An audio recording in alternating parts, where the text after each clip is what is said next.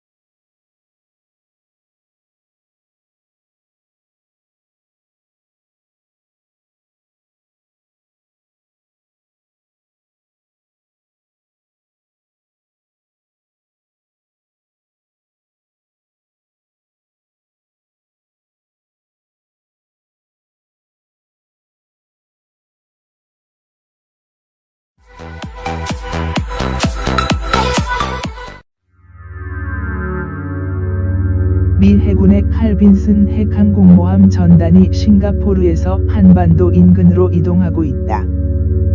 오는 15일 북한의 최대 명절 태양절, 김일성 생일을 앞두고 추가 도발이 예상되는 가운데 미 태평양 사령부의 이 같은 결정에 전 세계의 관심이 쏠리고 있다. 8일 현지 시간 가디언에 따르면 태평양 사령부의 데이브 벤엄 대변인은 서태평양, 동해 지역의 준비 태세와 영향력을 유지하기 위한 수단으로 칼빈슨 항모 전단의 북쪽으로 이동할 것을 명령했다고 밝혔다. 싱가포르에 있던 칼빈슨호는 원래 호주로 향할 예정이었으나 사령부의 갑작스런 결정에 기수를 북쪽으로 돌린 것으로 알려졌다. 칼빈슨호가 한반도 인근에 배치되는 것이 드문 일은 아니다. 칼빈슨호는 지난달 한미 합동훈련